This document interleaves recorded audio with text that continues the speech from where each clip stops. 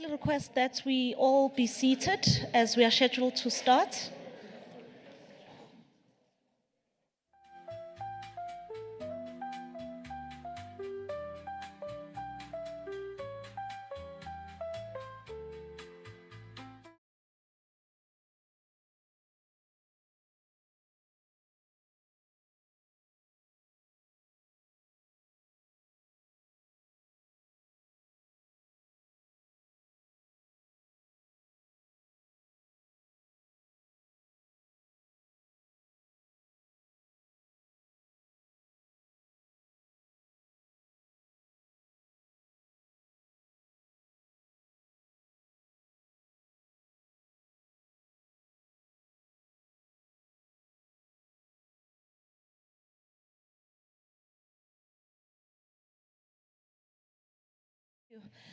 Good morning once again to everyone. Thank you for being here today. My name is Zakane Kambane from the Ministry of Electricity and Energy, and I am honored to serve as your program director for this significant media briefing. Ladies and gentlemen, we've come a long way with our partner, the JSE, and the ministers promised that every milestone that we achieve will come and inform the public. And today is one of those milestones where the Minister of Electricity and Energy, Dr. Jose Nsura-Mogopa, and the Deputy Minister of Finance, another doctor, as in PhD, Dr. David Masondo, will be detailing and unpacking a landmark announcement of the opening of phase 1 of the independent transmission projects, request for qualification. Before we get into the details, please allow me to introduce the rest of the panel that is in front of us. Starting from my far right is Ms. Elsa Stradom, who's heading up the IPP office. We've got Mr. Monde Bala, who's the acting CEO of the National Transmission Company of South Africa. We've got Ms. Shakira Karola, our economist in the Ministry of Electricity and Energy. And of course, we've got Dr. Jose Nsura-Mogopa, the Minister of Electricity and Energy, and Dr. David Masondo, the Deputy Minister of Finance. And lastly, we've got Mr. Jeffrey Kovane, the Acting Director responsible for energy at the National Treasury. In the audience, we also have Ms. Vuyoli, the Director of Marketing and Corporate Affairs from JSE, who are our hosts, whom I would now like to call upon the podium to officially welcome us and open today's session before Minister Ramogopa and Deputy Minister Masondo take us through, after which we will then open the floor to questions from members of the media. Thanks.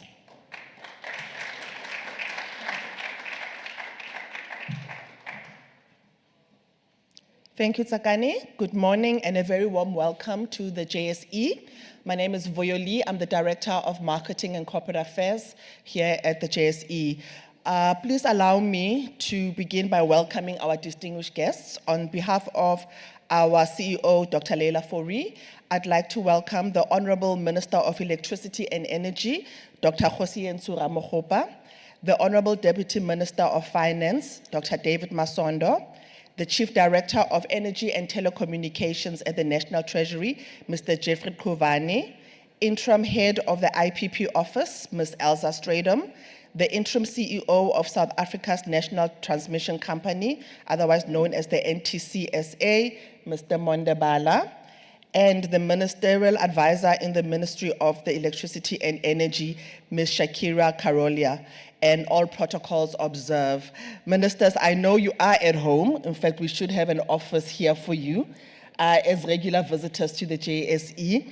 I'd like to also extend a warm welcome to all the members of media, officials from the Department of Electricity and Energy, as well as representation from National Treasury, Eskom, NTCSA, IPP Office, the IFC, and all the partners and collaborators across the public and private sectors.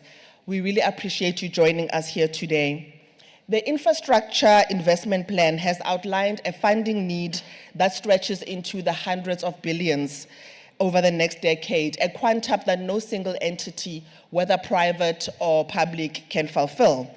Recognizing the gravity of the situation, the JSE is committed to being part of the solution, not only as a platform for capital markets, but as an organization that has a vested interest in the success of the IIP.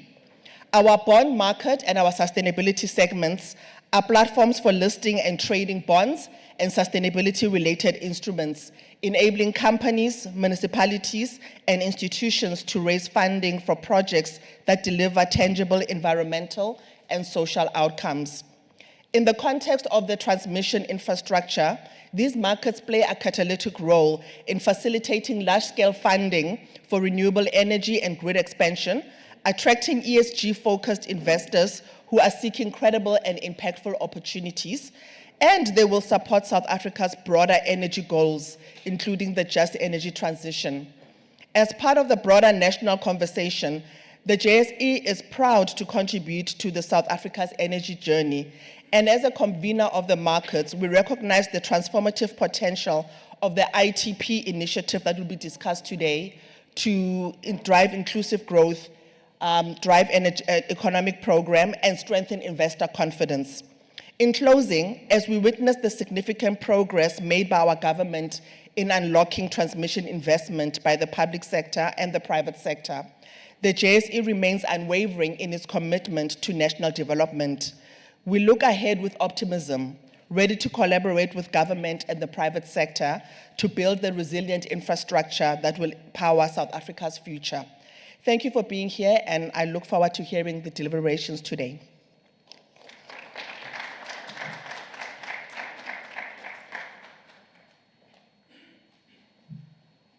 Thank you very much, Ms. Vuyoli, for the warm welcome and the overview. We're going to go straight into it. Colleagues, I'd now like to call upon the Minister of Electricity and Energy, Dr. Hossein Zura-Makgopa. Thank you very much, Tsakani. Good morning to everyone in your eminence, and let me take the opportunity to extend our word of appreciation to Vuyo and the rest of the leadership of the JSE for always making your facilities available, even at the inception of this program, when we were doing a market sounding exercise, or essentially starting the exercise of that market sounding. You made the facilities available. So thank you very much to the JSE for your generosity. Let me also acknowledge the panel.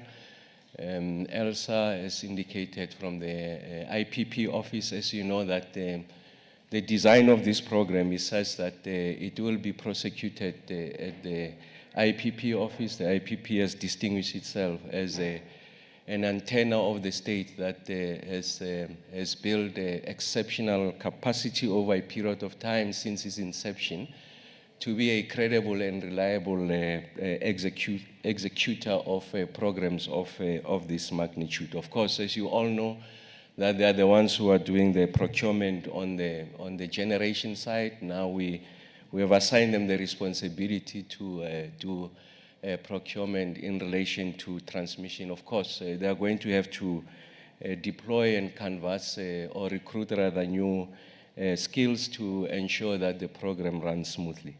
And also to acknowledge the group executive of distribution from ESCOM, Mr. Mondevala, who tomorrow will be starting his assignment as the interim CEO of the National Transmission Company South Africa. We want to wish you well, Monday, in advance. I know that you are going to make a smooth transition, familiar with the landscape, and I'm more than confident that with someone of your caliber at the helm, we will be able to make the kind of strides that are required until we are able to make a permanent appointment, and all possibilities are on the table.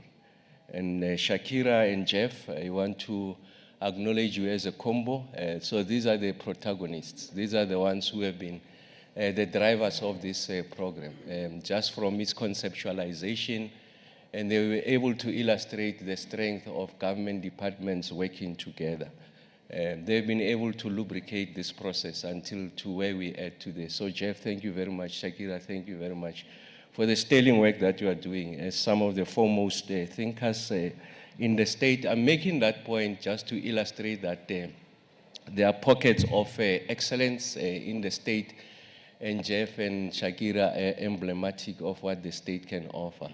In fact, there are seeds of excellence, not just pockets. Significant critical mass of employees in government who are exceptionally qualified and committed to the work of the state.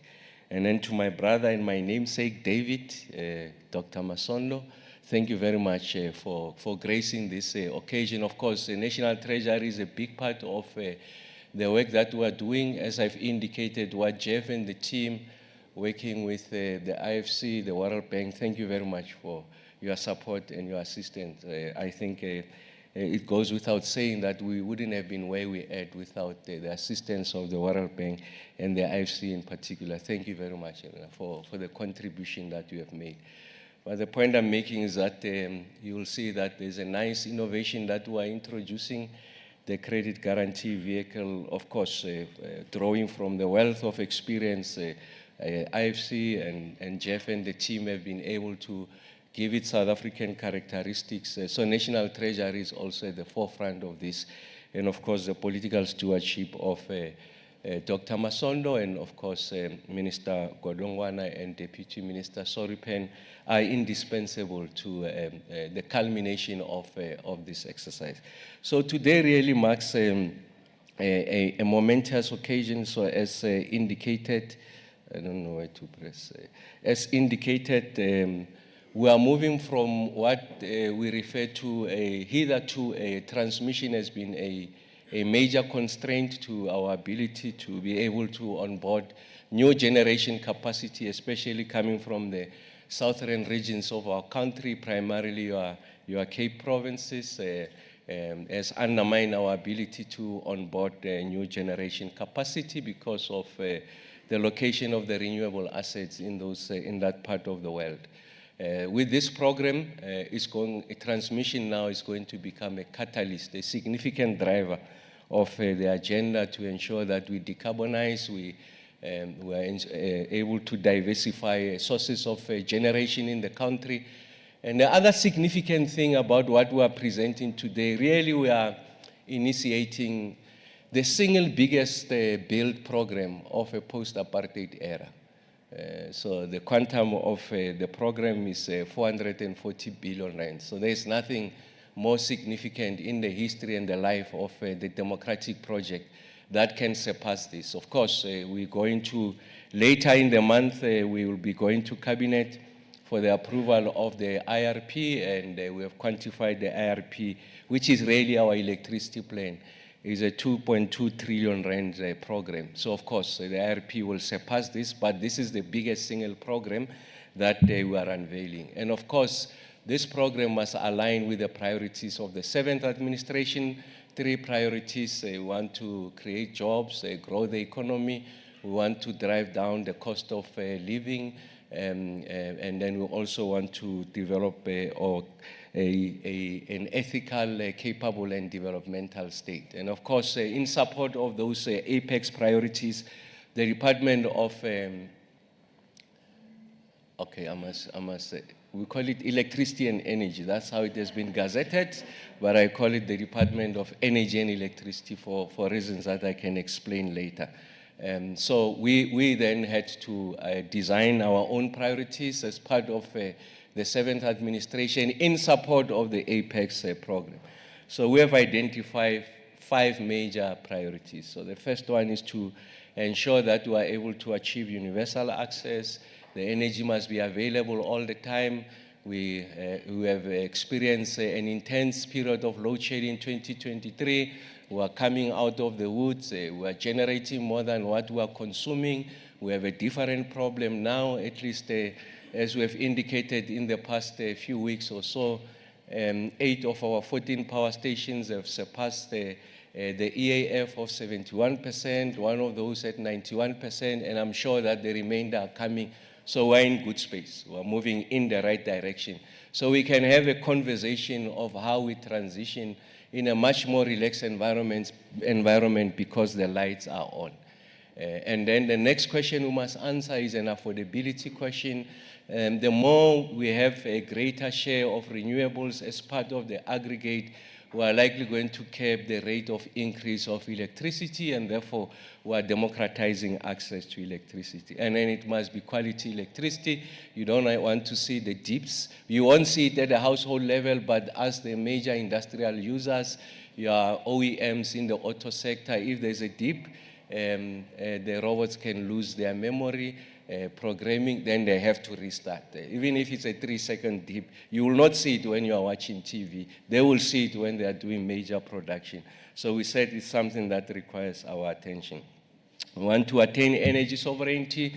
The fact that we're within touching distance of resolving load shedding, it doesn't mean that we have attained energy sovereignty. Energy sovereignty means that our generation leads economic growth. So it doesn't lack economic growth. For the economy to grow, the lights must be on, electricity must be affordable. So you need to do a whole range of things for that to happen. So it's important that we move towards that energy sovereignty. We are making an excellent and exceptional start by making sure that we meet current demand, and then we make a number of assumptions on the rate of growth of demand relative to the anticipated GDP, and that growth in electricity generation must lead, if you like, the targets we have set ourselves for GDP growth. And then we have made the point that our intentions are not domestically referenced, or are not inward looking. We think that being a powerhouse that we are, of course, we have in many aspects, we have relinquished that strategic initiative as a driver of the economy in the region. We want to reassert our role in that place and ensure that we anchor the ambition of a region to achieve regional energy security. We are moving in that direction. Of course, the TDP really talks about the configuration of transmission within the administrative and political boundaries of the country.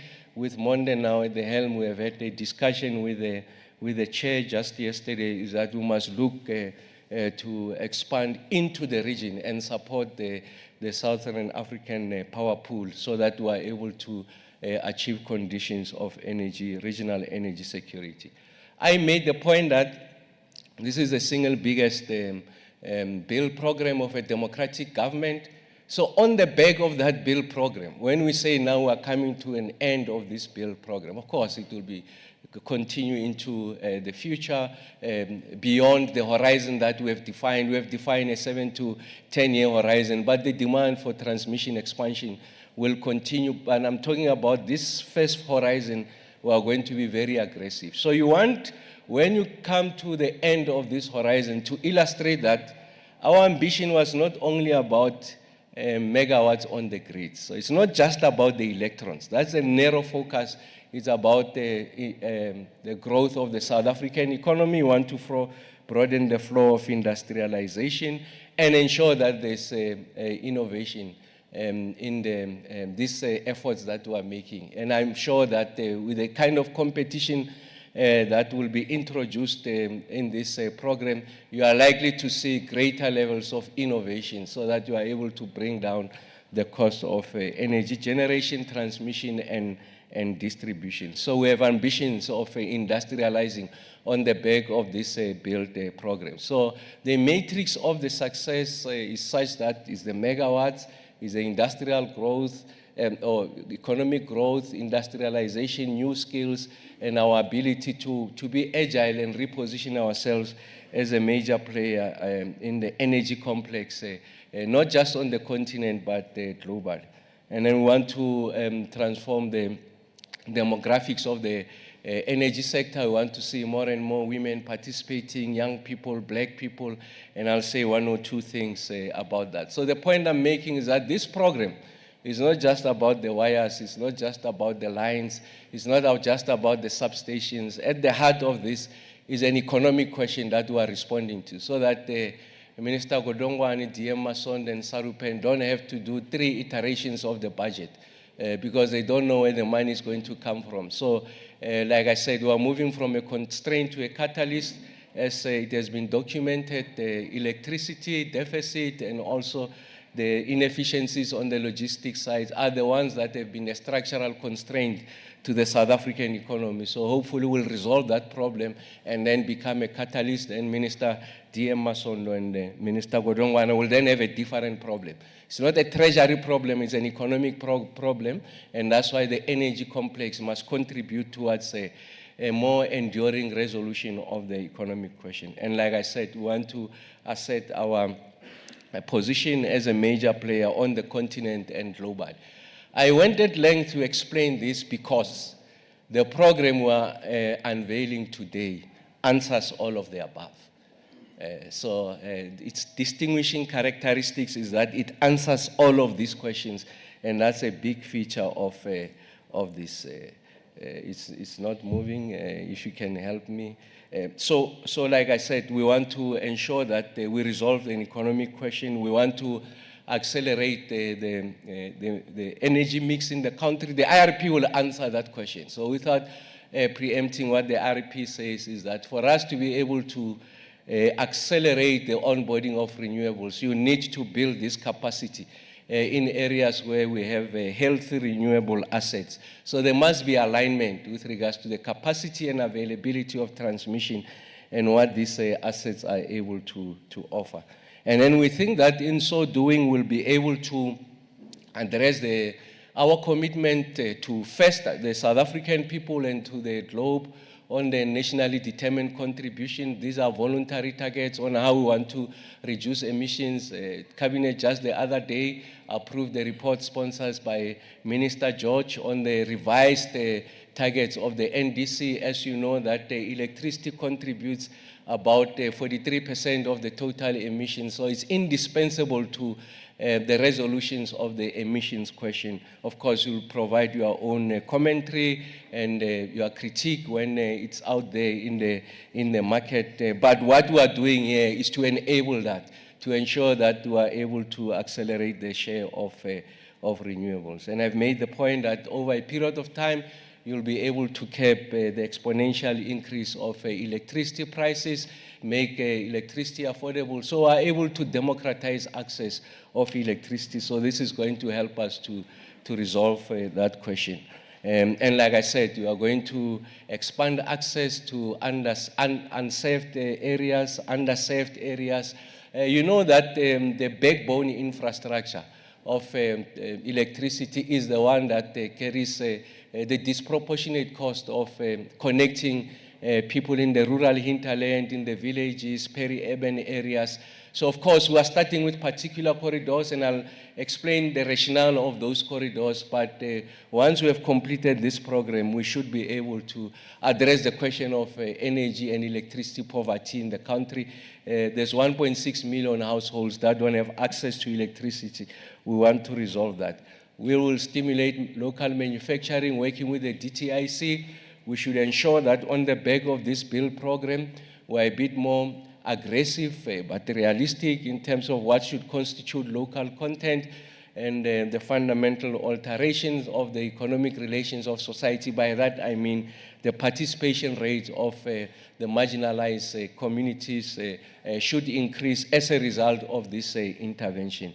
And of course, creating jobs is a big part of that. We know that as a result of absence of this grid capacity, if you go to bid window 6 and 7, there's 6 gigawatts of that has not been allocated. So essentially, we should be 6 gigawatts better than what is the case today, had it not been as a result of this grid constraint. So we want to resolve that question. In the short term, that's what we are resolving.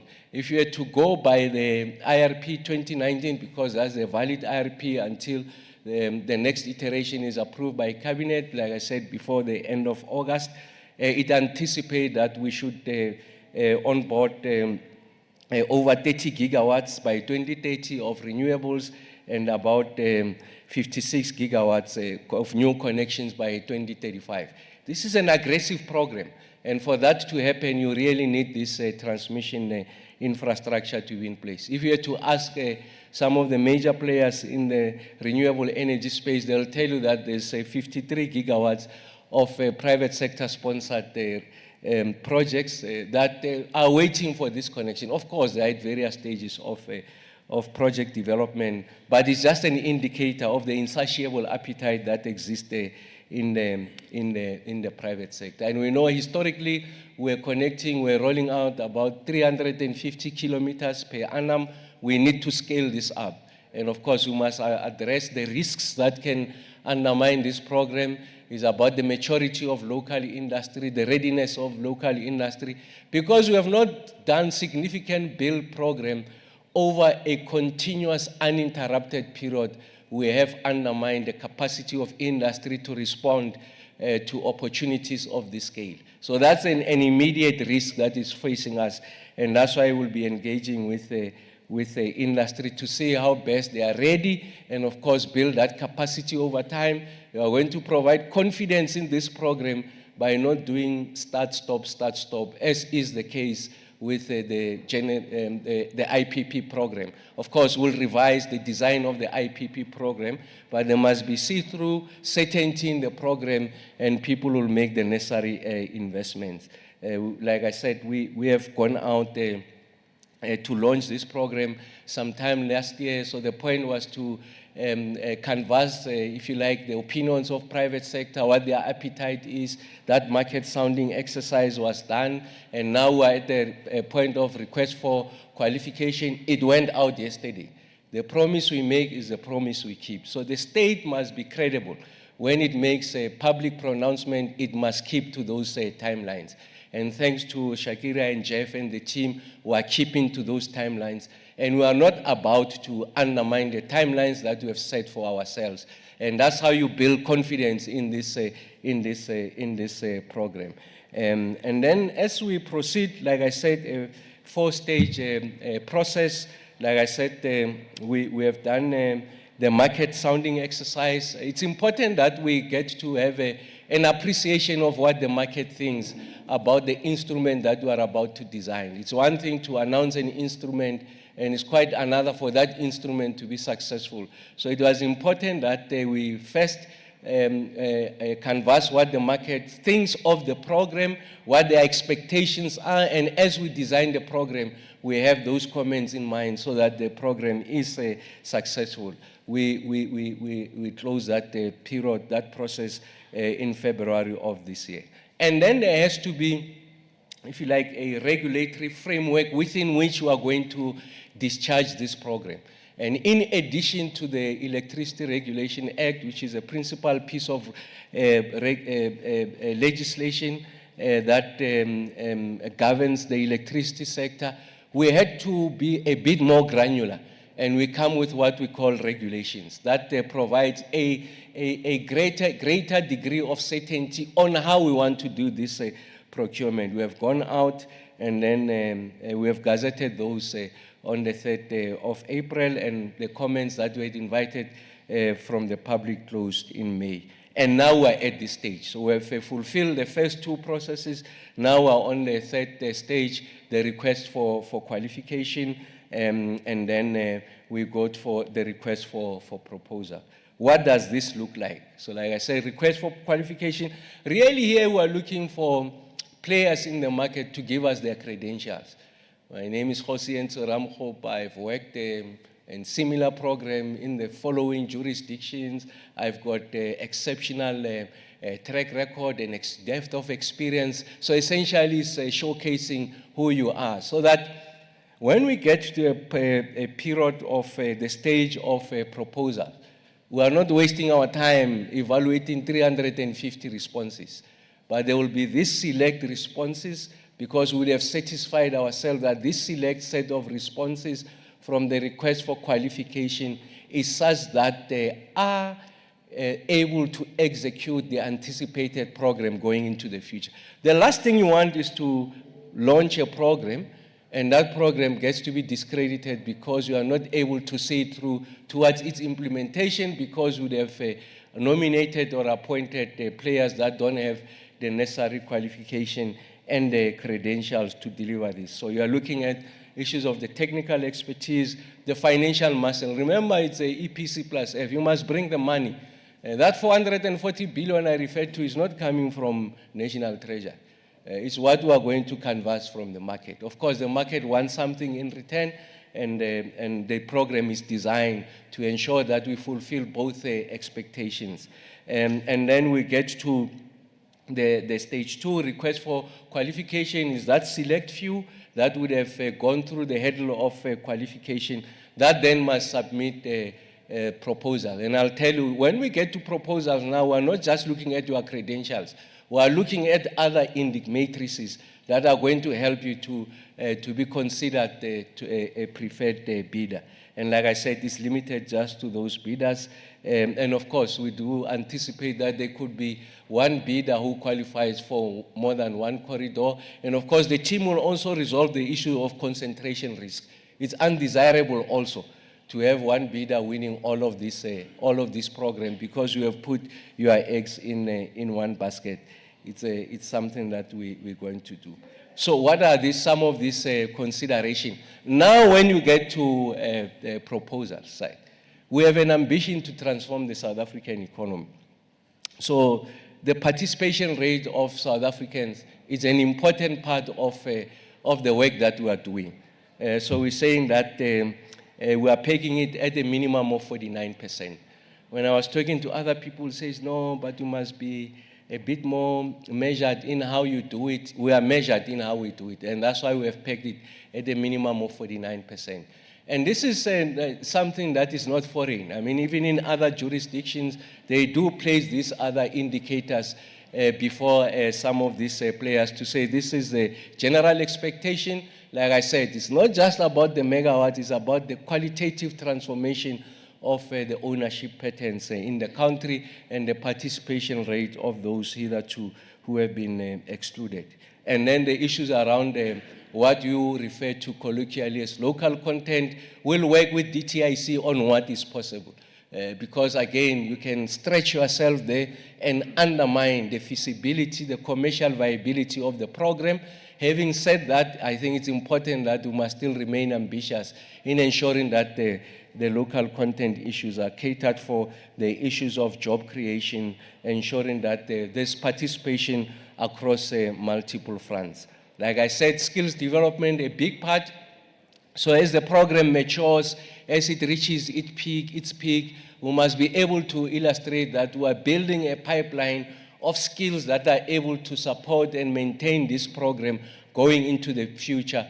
These are locally harnessed skills. Of course, when you start, I guess, the first 2-3 phases of this program, you are going to be heavily reliant on multinationals, outside parties, and we think that that investment can be made over a period of time so that we have, if you like, some degree of local capability and capacity to discharge a program of this magnitude if it were to be redesigned in whatever configuration in the future. I think it's important that we are able to address that and then build a third and fourth layer of contractors that over a period of time, at the culmination of this program, and then when we rethink of the next phases of the program, they would have graduated to the next level of capability. And of course, we anticipate that at the conclusion of this program, at least the first horizon, you'll have major South African players who can stand on their own. So I spoke about the requirement of 49%. They can come on their own, toe for toe, on the basis of merit and objective assessment. They should be able to prevail because we have invested in them over a period of time. I think that's the point that we are making. So this really is the summary of the timelines, how we see it. I've spoken about those timelines. So the race has started, like I said yesterday, request for qualification, just to assert our seriousness about this program. And I'm confident that we are going to see a major pivot in the electricity ecosystem. Of course, the RFP is coming. You will see when the RFP comes, you can level criticism about the level of ambition of renewables that are anticipated, although they are growing exponentially. higher than other energy sources there.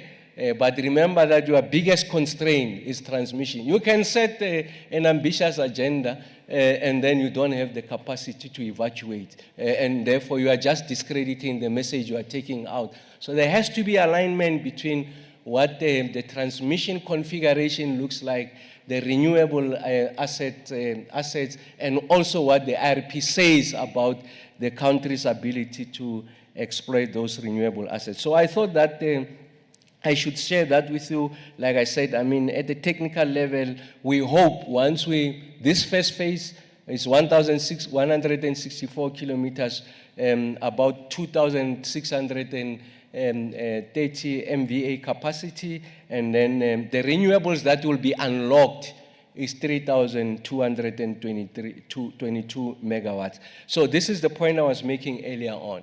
So we know the corridors in the country where we have stranded electrons. So we said that from a hierarchy of which are the priority corridors, we'll identify those corridors that give us the highest returns. The highest returns in this instance measured by the number of megawatts that we can unlock in the shortest possible space of time. And it's by no mistake that the Northern Cape comes top of these jurisdictions, and those are the corridors that we will be looking at. So I'll just use this as an example to show you that there's a bit of science that went into this. So this is the line, the Iris to Aggenis line is a 400 kV line, and then the length of this is 200 kilometers. It's going to unleash about 174 megawatts, and then you can see there are other corridors where there has to be substation improvements. And this is another example of substations that are there. And then we go to town explaining each and every one of these, so I don't have to burden you with the rest of them, because the point I was making is that a bit of science, how we do it, is the Northern Cape, the Free State, and the Northwest, and then the bit of Gauteng. So the design and the choice of the corridors is a function of the megawatts that we can unlock now. And then, like I said in the last briefing, we are doing what we call late stage tender. So what we are doing, we'll secure servitude, right of way. We have packaged, there's 1 or 2 candidates for expropriation. We are going to go that route. We have satisfied all the legal requirements. We have engaged Minister McPherson. We are going to expropriate. Let me repeat again, we are going to expropriate in the interest of the country, following the legal framework.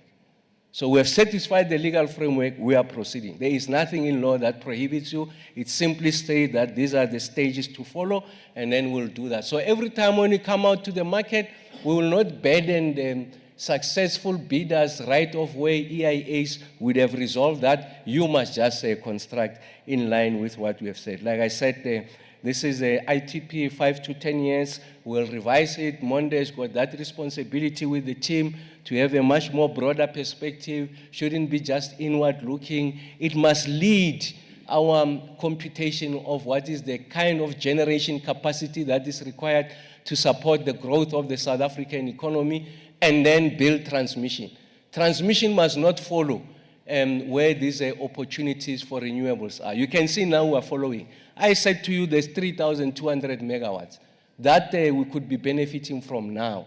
Bid window 5, 6, 7, we have left on the floor 6 gigawatts. So those, the transmission should have been there, that capacity should have been there. So that's what Monday will do. We'll go through this phase, and then he will lead, and then the megawatts will follow. That's what we're talking about. So you build the roads, and then the cars will come. So you don't manufacture the car, a Porsche, Ferrari, and you find that there's gravel road, and then the cars are parked in the garage. So we're going to build the highways and the byways, and then the production of the cars will come, just to use the metaphor of the car. And like I said, this is part of a broader agenda to ensure that we are able to address the economic question. So remember, principally we are responding to an economic question, but using the lens of energy, and we narrow it down to electricity, and we further narrow it down to transmission. So remember, the overarching question is an economic question, and then we're able to illustrate how that value chain works so that we don't have to burden Treasury next time to say this increase, VAT, fuel levy, and the like, because we are really searching for money. You're going to have that problem. Is going to become acute for as long as the South African economy is not growing. And we are convinced, and you can see multiple jurisdictions, and also economics will tell you that the economy will grow when energy is in place to support that, available, reliable, and affordable. Thank you very much, Shaks.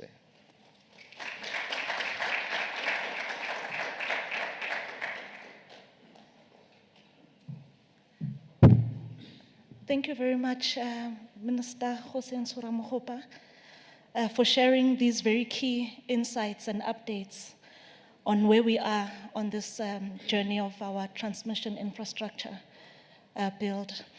Would now like to invite the Deputy Minister of Finance to give us perspectives as well from the National Treasury. Thanks. Yes, please. Yeah. No, thanks. Let me start from where Dr. Sputla David Ramogopa ended. I emphasize David. We share the same name, and a lot of people they don't know this name. So Tsakan, when we introduce him, I say, you must add David. It's an important name. We killed a very historic figure in the Bible.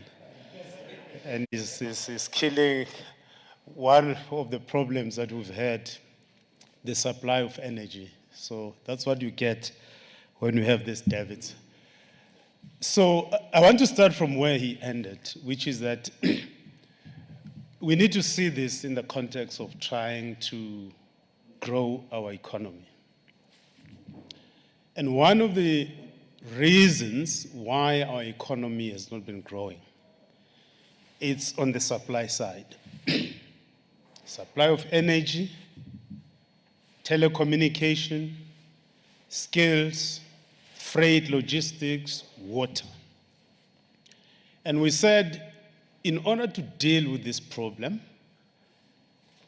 let's work together across government and have a set of targeted reforms in these sectors, the network industry. The energy sector, you recall, you could only generate up to 1 megawatt in terms of the Electricity Act. We said, no, that can't be right. We need to allow the private sector to generate energy. And as a consequence of that, the rest is history. The act was changed in which the private sector now could generate energy. And as the minister said, our energy sources were largely from coal, generated from Mpumalanga. And when we open up the space for the private, liberalize the sector to allow the private sector to generate energy through Operation Vulindlela, we've seen what the private sector does when you open up, when you lay the right conditions for them to invest. So as he said, transmission is a big issue. And again, in the context of this big picture that the minister has laid out, we should also understand that we've got the big problem insofar as public infrastructure, because we've liberalized these sectors, freight, logistics, energy, telecommunication. So we need more money to get in to help us sort out the infrastructure problem. Now, Jeff and them say that for us to deal with the infrastructure problem that we have, public infrastructure problem that we have, by 2035, we need about 4 trillion. Now, you know how finance is, that's why we chase after you, tax this, and we fight you over VAT, and because we need money. So from the fiscus, we can't afford this. The ESCOM, all our state-owned entities, their balance sheets are challenged. But I must say, we've turned the tide. Very few of them come to us for bailouts. We'll see what ESCOM will announce. I'm told that they are going to announce good performance from their own income statement. I don't want to say anything beyond that, but a number of our SOEs are turning around, but they cannot help us to deal with the amount of infrastructure that we require to deal with the infrastructure finance gap that we have. Now, and it's not because there's no money in South Africa, in the world. There's a lot of money, but this money, it's in the private hands. I'm not a supporter and a promoter of prescription, because I hear some people say, yeah, the private money which is in the private hand, just prescribe. By law, thou shalt invest in the following assets. Disagree with some of my colleagues on this one, but this is not a platform to settle the scores with them. I've got the right platform to debate with them this particular issue. So you've got to say, how do we get money in the private hands to move to public infrastructure, such as this transmission infrastructure that we require? Now, if you have money, you invest not because you love infrastructure. You invest because you want returns. You want returns, money that you've invested plus. And you've got to be worried about, if you invest this money, are you going to get it back?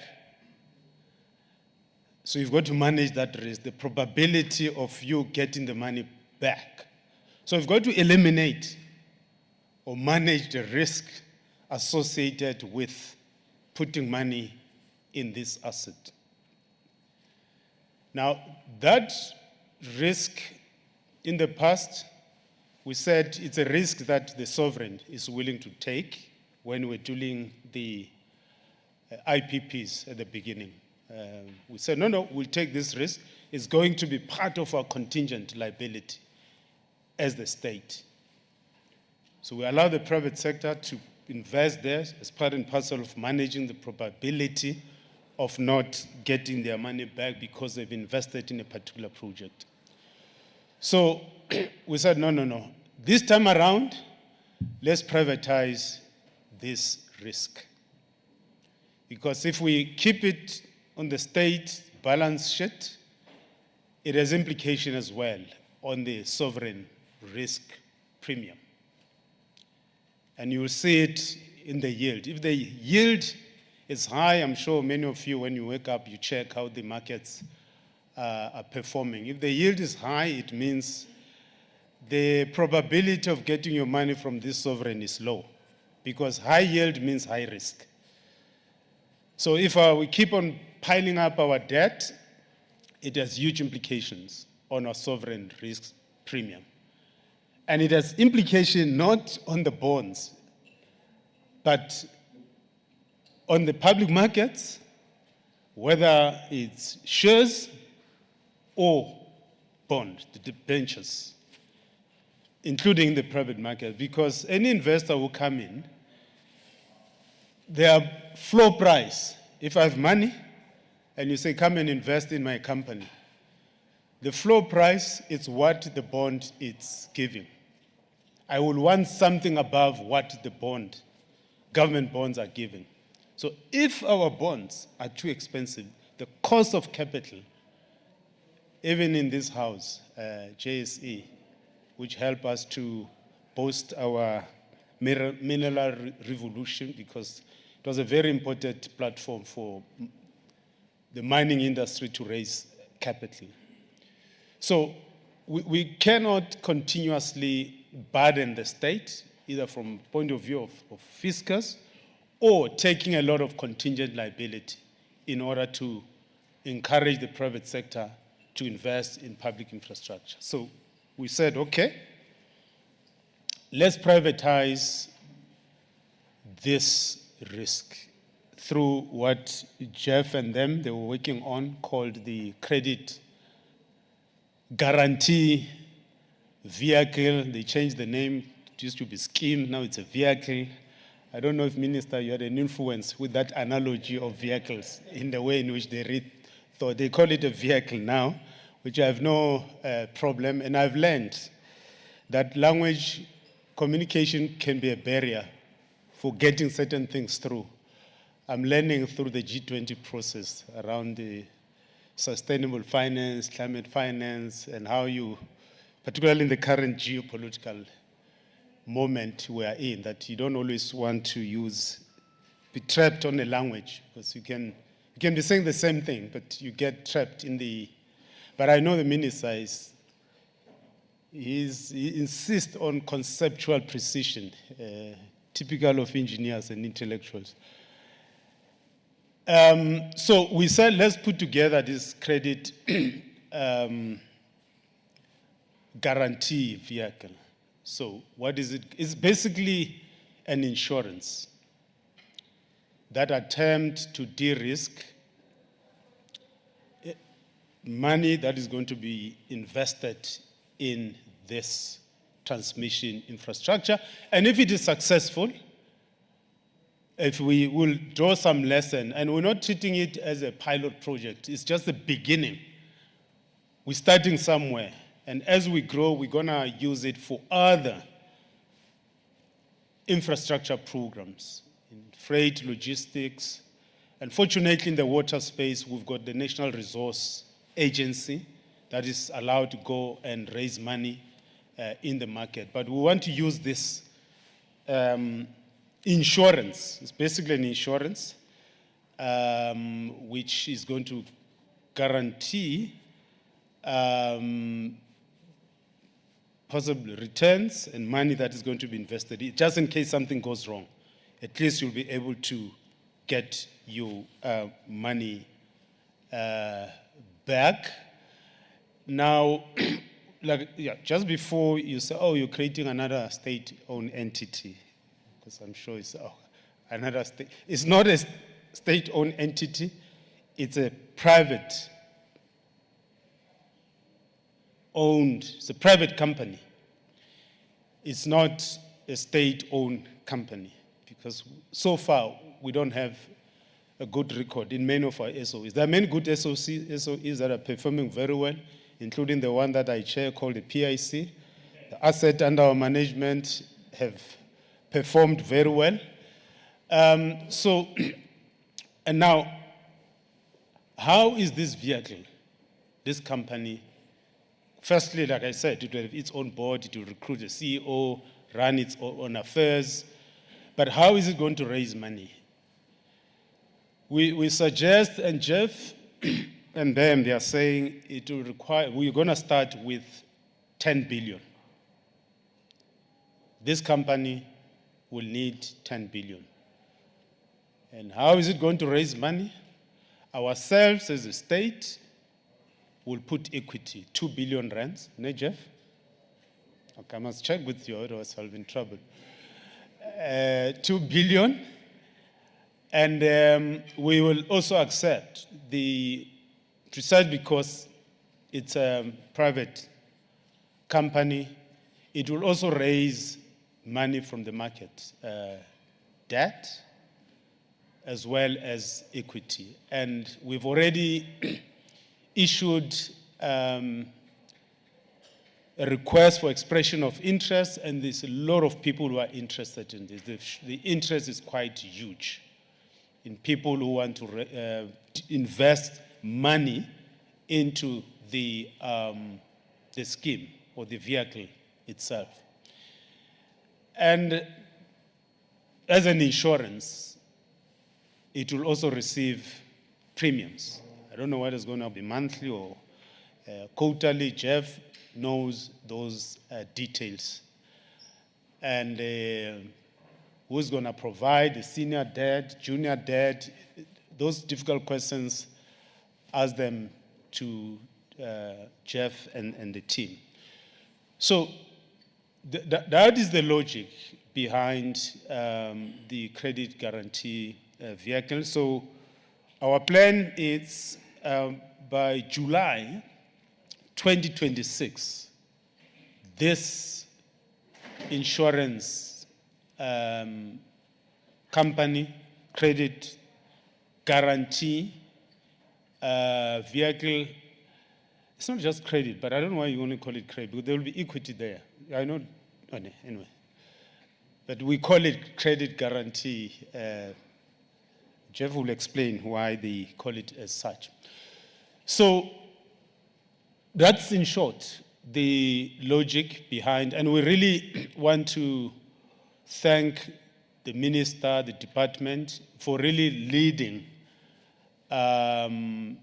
insofar as the energy broadly, but particularly championing this program and project to get investment in our transmission infrastructure. Thank you very much. I'm looking forward to your comments, criticisms, but the most difficult questions, ask them to Jeff and his team. Thank you very much.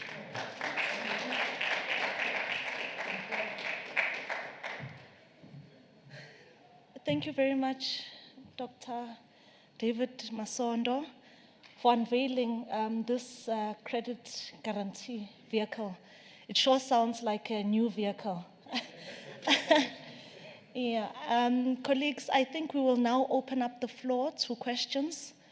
The two doctors, Dr. David Masondo, Dr.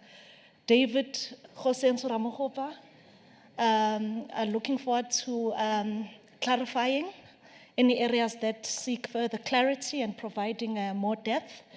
And then, of course, we've got the members of the panel here in front of us, whom the two Dr. Davids will then direct further questions to.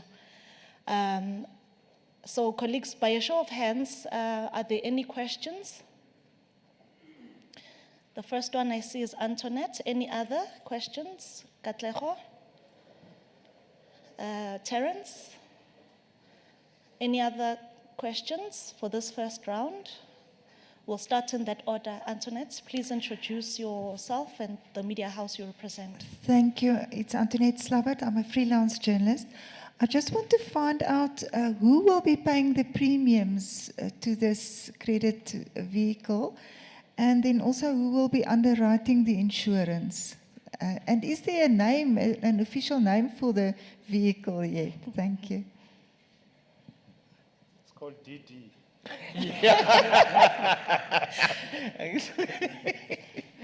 Good morning. My name is Katlego Lorodi from the SABC. Mine is also in line with Antoinette asked about this credit vehicle scheme company. The timelines, when are you looking at launching this company? And is this something, the 2 billion rand, is this something that is budgeted for? Will we see it feature maybe in the midterm budget policy statement to say that this is the money that will be going into the credit guarantee company? Another one is on the risks associated with the project, the infrastructure project. The minister said that this would be the largest project post-apartheid. So there are, I guess, anticipations in terms of how it's going to roll out. What becomes the role of entities like your SANRAL, the municipalities as well, in this program? Where do they fit here? Also, the challenges, anticipated risks that may be picked up here. For instance, we know that the country is navigating what we call the construction mafia. So if you're looking at a project, a mega project, have you thought of how then some of these challenges would play themselves out?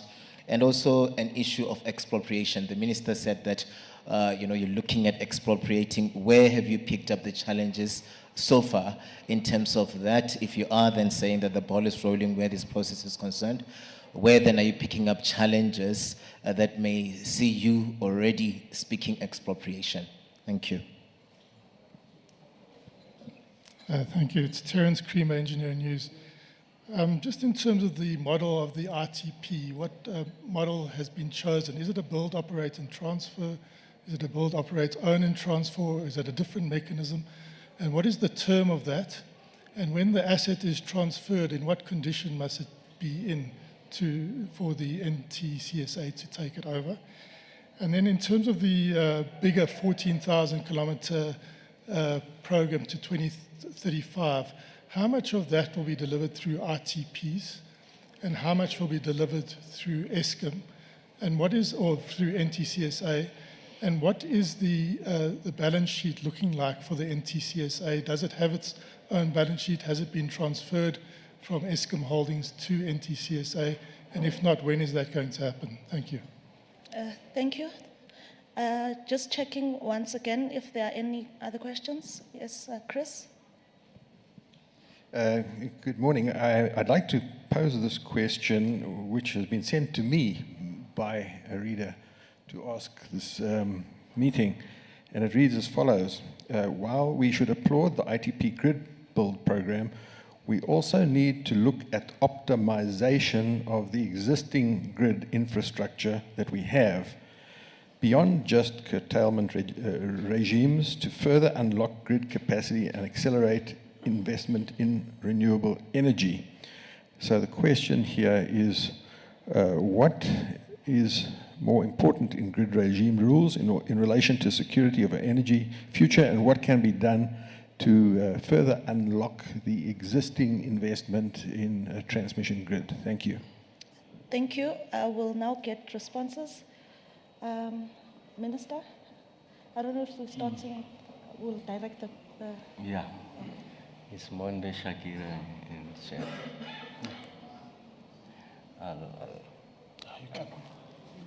Is your Again? microphone working? Okay, you want? Okay, Jeff, yeah. I'll start on the credit guarantee value. And thanks, Minister and DM. Maybe let me start by just giving a quick context of the CGV. So the intention of the CGV is to correct two things. One is to deal with the contingent liability stock in our balance sheet as the fiscus. You would know, colleagues, that we've got huge contingent liability stock that comprises of Eskom's 350 billion guarantees, as well as the renewables. What we've started on the renewables was to start looking at how you can reduce that. We've started by reducing the amount from 100% to about 80%, which is cascading down. So in relation to the transmission, as the DM has alluded to the fact that because of this contingent liability stock, the minister then assigned us to look at other ways of how we can actually consider and deal with this infrastructure build program. And we looked at models that are available. We then arrived at the CGV. It's been 2 years in the making now.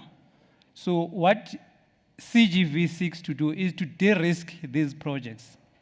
This is going to be, as the DM has said, it's a non-life insurance entity that we are going through the process now to have it approved or licensed by the Prudential Authority. It will have a capital structure that comprises of a junior capital, senior capital, and a callable capital. And in that capital structure, in the junior component, we as the fiscus, we will contribute as the anchor investor. We will contribute about 20%, which is equivalent to what the DM was talking about in rand terms. But the initial capital that we are looking at from the CGV, it's about 500 million US. We are working very closely with my colleagues from the World Bank, the IFC, and also as well as MIGA. What the minister then has done is he issued out what the DM has referred to as the expression of interest to people. And those people, if I may call them in the right way that we call them with the World Bank, is the development partners. We issued that to the development partners. We received feedback from the development partners, and then we narrowed that feedback to about 7 or 8 that expressed keen interest in participating in the first phase of the credit guarantee. This week and last week, we were having a deep dive, one-on-one deep dive, to actually do what we called a capital raise, to see how much we can actually get from these 7 development partners, so that we are able to then say whether we are able to reach what we intended for as these 500 million US capital. That we are going to use in the first phase. We are targeting this transmission phase 1 project. So it's going to tie into that. And I must then say, to the question that was raised by you, Antoinette, is the premium. Because this is a non-life insurance, and it's going to be backing. So for the transmission, they are not going to be getting a government guarantee. So they will be getting this credit guarantee guarantee from the credit guarantee vehicle, which will have its own board, independent CEOs. We will come in as a shareholder, but equivalent to others. And that, in our thinking, is we are taking away from this political cloud, so you will have these independent entities that will actually do its work independent of government. And that is important. So the SPVs or the IPTs will then be paying that premium into this CGV. What we're doing with that is, as I said, there's 2 corrections that we are making with that, is that the state will not be exposed from the contingent liability stock, but at the same time, we are correcting the market, because the guarantees that we've been issuing to Eskom, to the renewables, were free. Now you are giving guarantees that will reflect the cost of those guarantees that you are issuing. So that's the first question. Underwriting, we are also working with our colleagues from the MEGA group as part of the as part of the World Bank group. So that is also part of the workings that we are doing. Timelines, Katleho. So as I say, it's linked to the ITP phase 1 project, or the transmission project. So we are anticipating, or at this stage, that, as the DM has said, it will be operational by the 1st of July next year. July, if we take it from now, the minister and the DM now are announcing the request for proposal. Then we are moving into the next stage, as the minister alluded to, and the next stage is the request for proposal. Proposal, there's a 6 months for bid submission, and then we do the evaluation, and we anticipate that by early 2027, we should be able to then have everything on board and be able to roll it out. So it has a parallel line in ensuring that everything links up between the 2. Budget, our allocation as the state, the 20% that we are actually looking at, is going to be funded by the World Bank. So World Bank is also going through its own processes to ensure that that loan is actually given to us. It may be part of the wording in the MTA BBS, just to reflect that this is the way that we're looking at. But I think key, which is critical to what the minister and the DM are talking about, is this, to us, is a way of ensuring that we are actually de-risking the projects, the infrastructure projects, to invite the private sector to come into the space and accelerate the infrastructure development. We are targeting the first phase in transmission, but we want to diversify to logistics, transport and logistics, as well as water. That is the ultimate goal that we are looking at, in ensuring that we are able to roll out the infrastructure. At the same time, relieving the fiscals from the exposure, because, as the DM was saying, we don't want to be chasing people around the vet and fighting, because our balance sheet is also constrained. We must also indicate that from an energy perspective, Eskom is also going through its own challenges. As the fiscals, we are now in the last financial year of the government support package that we had actually given to Eskom. And we've seen some of the turnarounds that Eskom has actually gone through. Under the leadership of the minister, we've also seen how the performance of the Eskom fleet has been, with the assistance that we've actually provided from the state. I thank you. Let me pause the minister. Thank you. And yeah. Good morning, good afternoon, good morning, everyone. So firstly, just on the questions regarding the risks associated with the infrastructure project, there are a number of risks that are common to ITPs globally. So the first is on the acquisition of rights of way, environmental authorizations. The Minister has spoken to that in the sense that we are conducting a late stage tender, which means those should have largely been acquired. We're actively working with our colleagues at the IPP office and the NTCSA to address this. What we've also seen is that as the program mutates over time, the private sector is able to bear this risk, of course, with government support. So what we've seen in Brazil and India, in the first few rounds of ITP tenders, you had government actively undertaking this, but as the program gains market credibility and traction, you're able to transfer that risk to the private sector. So that's the first element. The second element is, of course, Jeff has spoken to the credit guarantee vehicle. The reason why we needed sovereign guarantees on the REAP program was essentially to guarantee payment from ESCOM. So in a similar way that we're addressing that risk through the credit guarantee vehicle in terms of termination and payment elements related to the CGV. Our engagements with the market in this regard, when we've been discussing all of these risks, have been very encouraging.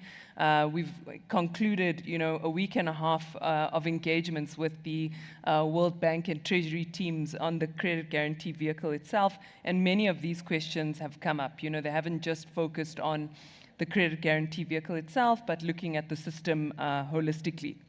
Then, they'll also, to address this risk regarding any potential payment risks, there'll be, a letter of support that will accompany at the RFP stage. So when we go out to market with the RFP at the end of November, there'll be a letter of support from National Treasury. Even though the vehicle will only be launched next year, there'll be sufficient information provided to bidders so that we don't have unnecessary risks priced in. Then when it comes to the rights of way or acquisition of servitudes, we'll have a data room that will be made available to pre-qualified bidders on obviously a very confidential basis that will contain all of this information. So all of that information will be provided with various confidentiality undertakings.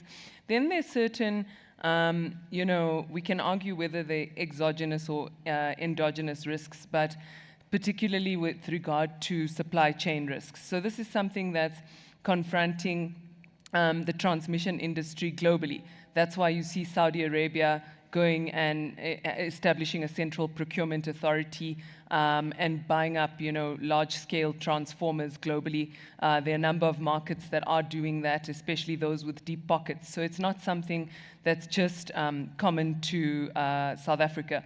Of course, there's a global race for transmission so supply chain, lead times, etc. That is something that will confront the program. Of course, we're working very closely with the DTIC, with the IDC, with our colleagues at the NTCSA to also determine, as per the Minister's presentation, from a localization and industrialization perspective, in the medium to long term, how do we ensure that this program enables industry to scale, increase its competitiveness, so that we can also procure a lot more locally. In Brazil and India, for instance, you now see that those markets are almost completely self-sufficient. But those markets are 25-year mature markets. They issued their first ITP tenders in the year 2000. So over time, they've managed to, secure a lot of these components locally. And ultimately, that's where we would like to get to as a country. Then on the question, Terence, with regard to the BOOT versus BOT, in this instance, we're currently undertaking detailed modeling, so that work is still underway, and further information will be available in the RFP. Of course, from a financing perspective, a cash flow perspective, and otherwise, they have very different implications. And then again, with the condition of transfer, that information, we also, working out all the technicalities in that regard, but there'll be a number of agreements that will govern that process. So firstly, we'll have the transmission services agreement, which will be signed between the NTCSA and the project sponsor. Then we'll have transmission connection agreements, right? There'll also be an implementation agreement, but that outlines more the government support, and it speaks to, and that'll be signed between the department and the preferred bidders. That speaks more to, what is the support that government is going to provide on, say there's 5% of rights of way that we still need to secure, but they range. On one of the projects, it's already at 100% of servitudes acquired. So, and that's as we speak. So that implementation agreement will outline what support government will provide from a permitting perspective and otherwise. And then they also, and they're not limited to these, the RFQ outlines various agreements that might be applicable to the project. So all the conditions of transfer at the end of the concession period will be clearly outlined in that particular process. We've also studied this process quite extensively in terms of, you've seen the Brazilian regulator and some of the agreements they've entered into. We've looked at the Indians, we've looked at a number of others across the world. So we've got a base to work from. And then I think that is, and then the last one, which is just on the portion of the TDP that will be delivered through ITPs. So I think as the Minister outlined that in the presentation, next year we will indicate a 5 to 10 year pipeline for the ITP program. Of course, it's very important for industry to be able to scale, for financiers to be able to mobilize and allocate capital. It plays a role in that regard. But based on the time to deliver these projects and associated transaction costs, it's important that we have that we scale and have larger successive rounds. Thank you very much. Thanks, Shakira. Yeah, I think we stand here on the Twin Towers of David. Yeah, I think you've dealt with some of the questions that I would have dealt with on the transmission side. But maybe just to answer the question read out by Chris on how we optimize and what are the optimization options that we're looking at the existing grid. So I think you've touched on the first one. So our view is the grid itself, it is congested. Not 100% of the time. It is congested at certain times of day. We know what those times are, and outside of those periods, there's a relatively adequate capacity. Well, there is capacity on the grid that can be used for grid connection. That's how we introduce the issue of curtailment as an interim measure to fast track what was available or is available by way of connection. We are looking at also utilizing different technologies that we are currently exploring. We'll know that when the grid was designed and developed, it was designed and developed with a particular mindset of electrons flowing from Witbank to the areas such as Northern Cape. Unfortunately, the load in the Northern Cape was insufficient to invest at the time on the grid. But now what we know now is that the bulk of the generation, specifically of renewables, which have got their own nuances from a technical perspective, is in the Northern Cape and the Capes. So yeah, it is with that in mind that we are looking at different options and opportunities in how we invest on the grid, such that we in the interim, whilst we're waiting for the larger grid development to take place, that we can connect as much of the generated capacity as possible. We will know that with the curtailment, just with the curtailment framework, we can unlock easily. We've undertaken that we will unlock about 3,000 megawatts of capacity, and we're in the process of doing that. Yeah, no, thank you.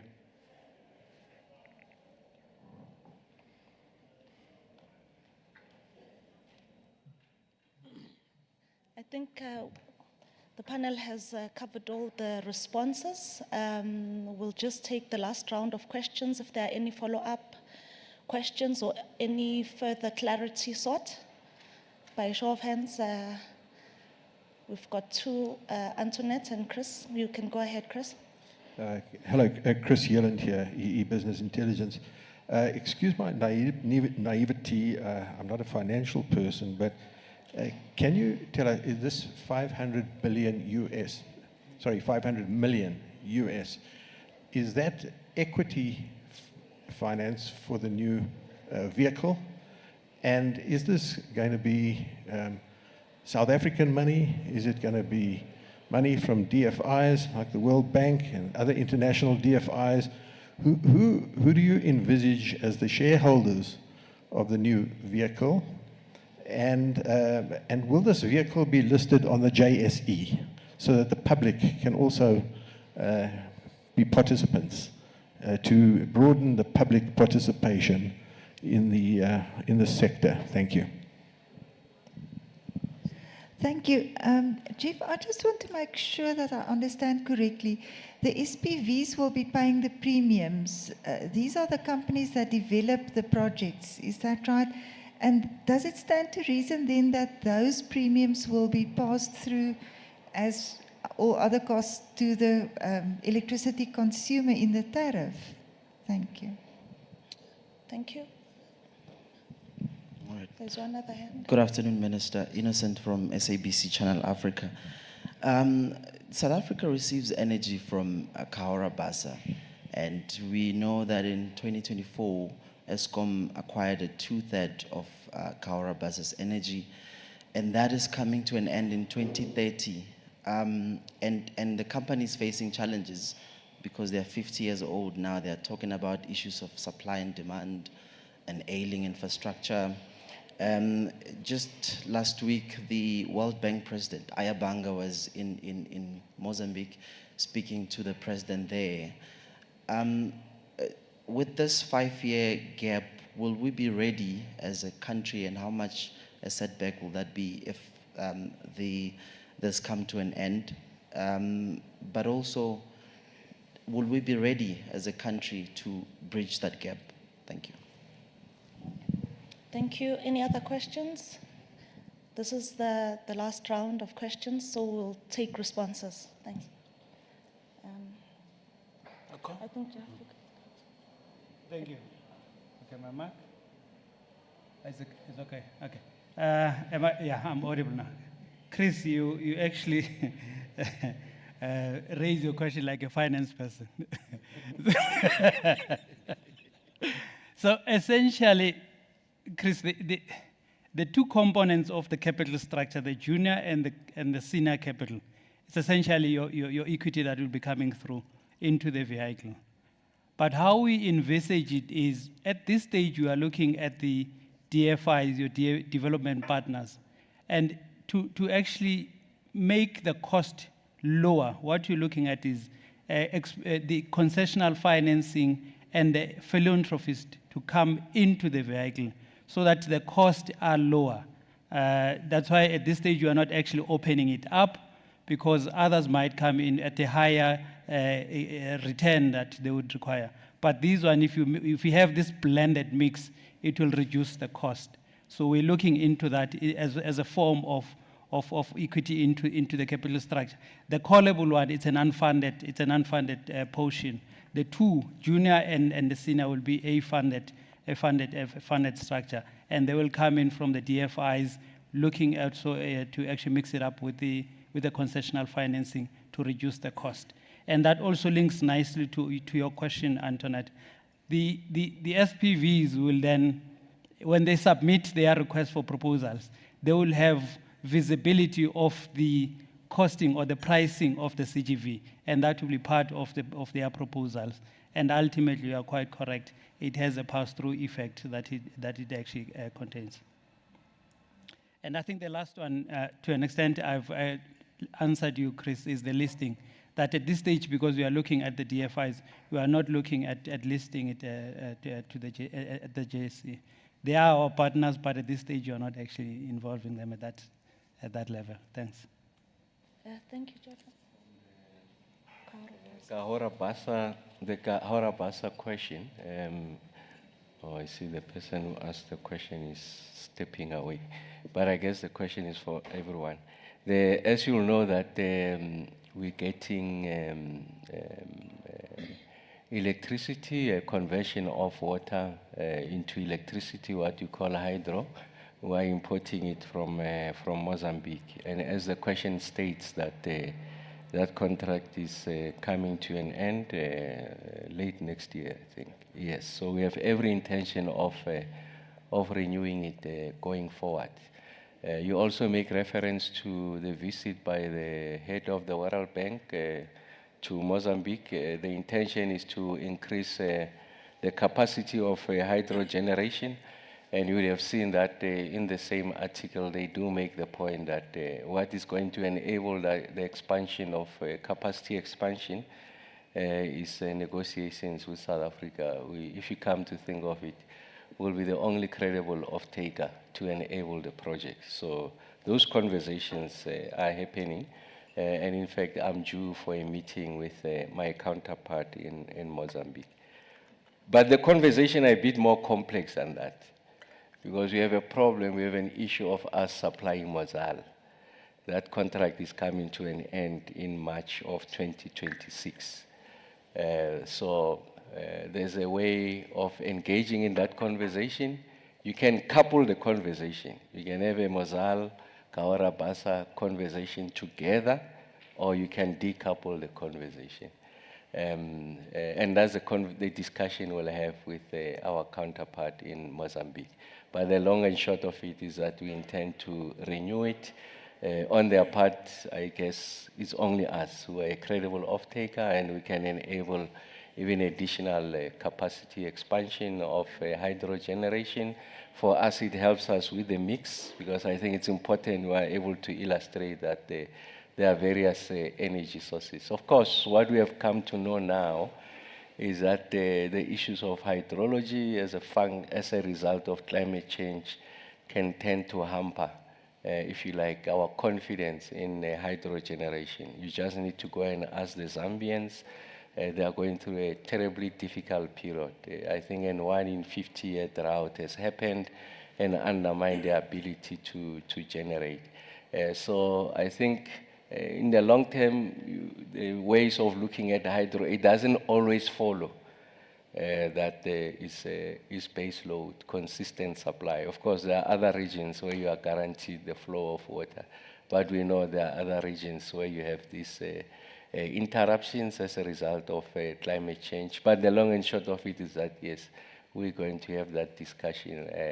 We're optimistic that we'll close the conversation in that regard. Thank you very much, Minister, Deputy Minister, and to all the panel members. Colleagues, I think we've come to the end of this media briefing. A special thank you to yourselves as well, the members of the Fourth Estate, for honoring our invitation and joining us as we take stock of the journey of the evolution of our transmission infrastructure. Your presence really highlights the importance of this initiative, and we appreciate your commitment to bringing these developments to the public's attention. Thank you.